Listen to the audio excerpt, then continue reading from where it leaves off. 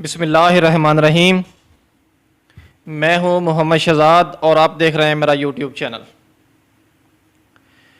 नाजरीन, मेरे सब देखने वाले और सुनने वाले दोस्तों को मेरी तरफ़ से अस्सलामु अलैकुम। नाजरीन, आज मैं कुछ अहम शख्सियात के ऊपर बात करना चाह रहा हूँ, बल्कि मैं तो ये कहूँगा कि जादूगर सियासतदानों पे बात करना चाह रहा हूँ, जिनकी आज तक कोई अदलिया, कोई अदालत ना करप्शन पकड़ पाई है, ना कोई नैब का अदारा, ना पाकिस्तान का कोई भी अदारा जिनकी ना करप्शन पकड़ पाया है, ना इनको कोई सज़ा दिलवा पाया है। नाजरीन, सबसे पहले मैं चाहूँगा कि आप कुछ क्लिप्स देख लें इनके, उसके बाद मैं इनके ऊपर तफसीलन बात करूँगा। अब अगर हमने मियाँ को छोड़ दिया तो शायद अल्लाह भी हमें माफ न करे, इसलिए कि ये कौमी चोर है, ये हारियों का चोर है और हम ऐसे दरिंदे को बर्दाश्त नहीं कर सकते। सरदारी साहब, ये 6 करोड़ डॉलर आप कहां से लेके आए हैं?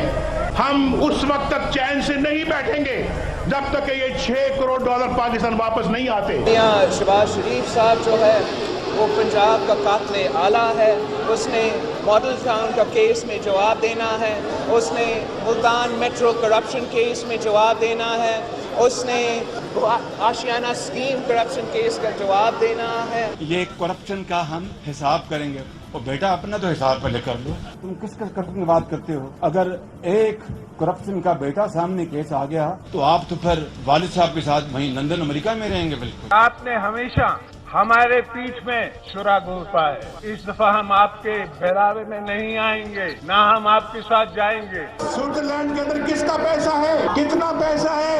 600 करोड़ रुपया। अगर यहाँ इस जलसे में तकसीम किया जाए तो हर बंदे के पास 10-10 लाख रुपए आएगा, हर बंदे के पास। सब मिलकर तख्ते रायवन की आमरीत को गिराएंगे। अगर हमने इंतखाबात के बाद इस जरदारी को लाड़काना, कराची, पेशावर और लाहौर की सड़कों पे ना घसीटा तो मेरा नाम शहबाज शरीफ है। आप कोशिश कर रहे हैं कि एनआरओ मिले आपको, हम मगर इस्तीफा एनआरओ किसी ने देने की कोशिश की तो हम उस एनआरओ को रद्द भी करेंगे और हम रोकेंगे भी। इस कौम का पैसा था, उस कौम के खून पसीने की कमाई थी, उसने सरे में माल खरीद लिया। ये लुटेरा पाकिस्तान की दौलत को लूट कर इसने सरे में माल खरीद लिया है। मेरा नाम भी नवाज शरीफ नहीं, उसने उसको नीलाम करके उसकी तमाम दौलत को मैं कौम की कदमों में निकाला। मियां साहब, आपने तो कश्मीर और कश्मीरियों के लिए एक टक्के का काम नहीं किया, तो फिर मैं आपको मोदी का यार ना कहूं तो क्या कहूं? पैसे हमारे हवाले कर दो, वगरना तुम्हें और तुम्हारे लुटेरे साथियों को इसी चौक के ऊपर। जी नाजरीन, आपने कुछ क्लिप्स देखे हैं। अब सबसे पहले मैं ये कहूँगा, कुछ शर्म होती है, कुछ हया होती है, इनको क्या पता ये क्या होती है। नाजरीन, 80 की दहाई से ये लोग सियासत करते आ रहे हैं। 80 की दहाई से ये लोग सियासत में हैं। जहाँ तक मैं समझा हूँ, ये सियासत एक चकमे का नाम है।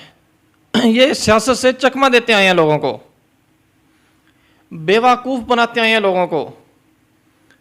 पाकिस्तान की आवाम को आज तक शऊर नहीं आने दिया इन्होंने, क्योंकि ये सियासत करते आए हैं, ये चकमा देते आए हैं। जैसे ही इलेक्शन का दौर आता था, इनकी डीलें होती थी एक दूसरे के साथ। ये MP MNA को खरीदते थे। इनके MP MNA आगे जो बासर लोग होते थे उनको खरीदते थे। आगे फिर वो आम आदमी पे दबाव डाल के वोट लेते थे उनसे। ऐसे ही जितने जो ज़्यादा वोट लेता था उसको ज़्यादा पैसे मिलते थे। पैसा ये नाजरीन लगाते इसलिए थे कि इन्होंने वापस बनाना होता था, डबल करना होता था कि ये 1, 2, 4 अरब लगाएं या करोड़ों में लगाएं तो उसको डबल करें। ये करप्शन करते थे। ये आज तक इक़्तिदार में आते इसलिए हैं कि ये करप्शन करते आए हैं। पाकिस्तान में मुस्लिम लीग नून, पीपल पार्टी, कई सालों से मैं सुनते आ रहा हूं, जब इलेक्शन दौर आता है तो ये लंबी लंबी तकरीरें करते हैं। जैसे सुना आपने शहबाज शरीफ क्या कह रहे थे, ये एक दूसरे पे इतने इल्ज़ाम लगाते हैं जैसे कि इलेक्शन होएगा तो ये दूसरी पार्टी एक पार्टी को मार ही डालेगी। लेकिन क्या होता है नाज़रीन, होता ये है कि आम आदमी को ही बेवकूफ़ बनाया जाता है सिर्फ वोट लेने के लिए। जैसे इलेक्शन ख़त्म होते हैं इनकी मीटिंगें शुरू हो जाती हैं, इनके मुआहदे शुरू हो जाते हैं, इनकी डीलें शुरू हो जाती हैं। इसके अलावा और कुछ नहीं होता, यही सब कुछ करते हैं 5 साल। फिर ये सोचते हैं अब हमने इतने पैसे लगाए, ये आने कहाँ से हैं। नाजरीन, इनका तरीका वारदात मैं आपको बताता हूँ। मेरे मुताबिक इनका तरीका वारदात क्या है, फिर ये क्या करते हैं, बड़े पैसे बनाने के लिए ये बड़े बड़े प्रोजेक्ट लगाते हैं। जितना बड़ा प्रोजेक्ट लगाते हैं उतने बड़े पैसे आते हैं इनको। क्योंकि करते ये क्या हैं, जो प्रोजेक्ट लगाते हैं उसमें जो ठेकेदार हैं वो इनके अपने होते हैं, उसके साथ इनकी डील हुई होती है। देख लें, जितना भी कंस्ट्रक्शन का काम होता है, कंस्ट्रक्शन का, उसमें जितना भी सरिया इस्तेमाल होता है वो इत्तेफाक का है, यानी नवाज शरीफ का है। जितना भी सीमेंट इस्तेमाल होता है वो इनका है। इसके अलावा कई तरीकों से ये करप्शन करते हैं उसमें, और इतने जादूगर हैं आज तक पकड़े नहीं गए, इनको कोई पकड़ नहीं सका। इनके ऊपर केस भी हुए हैं, इल्ज़ाम भी लगे हैं, कुछ सच थे कुछ झूठ भी होंगे, लेकिन आज तक इनको कोई पकड़ नहीं सका, क्योंकि ये पावर में थे, हुक्मरान थे। पाकिस्तान का सिस्टम कुछ इस तरह का है, अगर कोई पार्टी हार भी जाए तो उसके पास पावर होती है, उतनी ही पावर होती है जितनी कि वो हुकूमत में थी। होता यह है कि उसमें बस करप्शन नहीं कर सकते खुल के, अगर हुकूमत में होते हैं तो खुल के करप्शन करते हैं।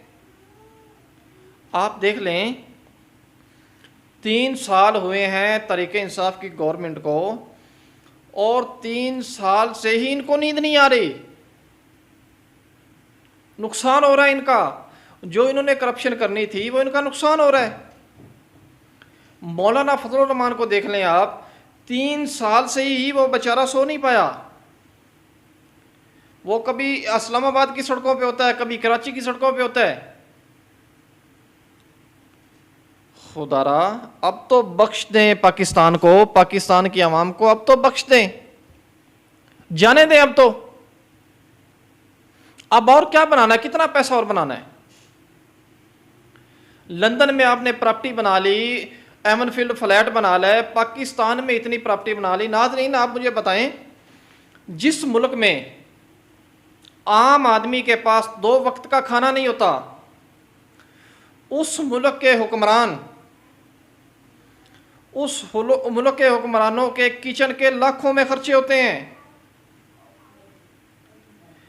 जिस मुल्क में आम आदमी अगर बस में सफ़र करना चाहे तो उसके पास किराया नहीं होता, उस मुल्क के हुक्मरान 40-40 गाड़ियां लेके चलते हैं।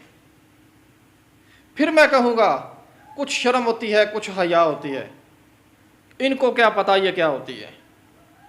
नाजरीन, इतने अरसे से, गालबन 30 साल से ये आम आदमी पे बोझ बने हुए हैं। आम आदमी के टैक्स का पैसा होता है जो इनकी जेबों में जाता है। आम आदमी के टैक्स का पैसा होता है जिससे ये अयाशियाँ करते हैं, ये महला बनाते हैं, ये प्रॉपर्टियाँ बनाते हैं अपनी, ये बादशाहत करते हैं उस आदमी के पैसे से जिस आम आदमी ने इनको वोट दे के मुंतखब किया है। आजकल एक ट्रेंड चला हुआ है नाजरीन, कुछ मेरे दोस्त अहबाब मुस्लिम लीग नून के, उनसे अगर कोई बात की जाए तो वो कहते हैं अगर मियाँ साहब खाते थे तो वो कुछ लगाते भी थे। यानी मियाँ नवाज शरीफ साहब कुछ खाते थे तो कुछ लगाते भी थे। नाजरीन, मैं आपको बताऊं, पाकिस्तान पे अरबों डॉलर का कर्जा जड़ाया इन लोगों ने। ऐसे ही कुछ लगाया है, कुछ खाया है, लेकिन आखिर आम आदमी का क्या सोचा है? आम आदमी के लिए क्या किया है? पता है क्या किया है? आम आदमी के लिए सिर्फ झूठे वादे किए हैं। जब इलेक्शन दोहराते गए ये झूठे वादे करते गए, उसके बाद आम आदमी कहाँ पे, ये कहाँ पे। जैसे ही 3.5-4 साल होते हैं इन लोगों की कैंपेन शुरू हो जाती है। आम आदमी कहाँ जाए नाजरीन? अब वक्त आ गया है, आम आदमी को खुद आवाज़ उठानी होगी।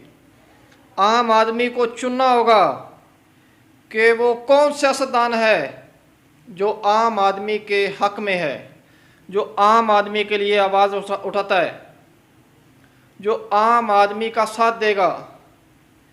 देखें मुल्क के कितने अदारे बर्बाद कर दिए इन्होंने। आप खुद फैसला करें किसको वोट देना है, किसको मुंतखब करना है, कौन है वो आपका लीडर जो आम आदमी का सोचता है। मैं आपको बताऊं, पाकिस्तान में 55% जो वोट है वो दबाव में लिया जाता है, गुंडागर्दी से लिया जाता है।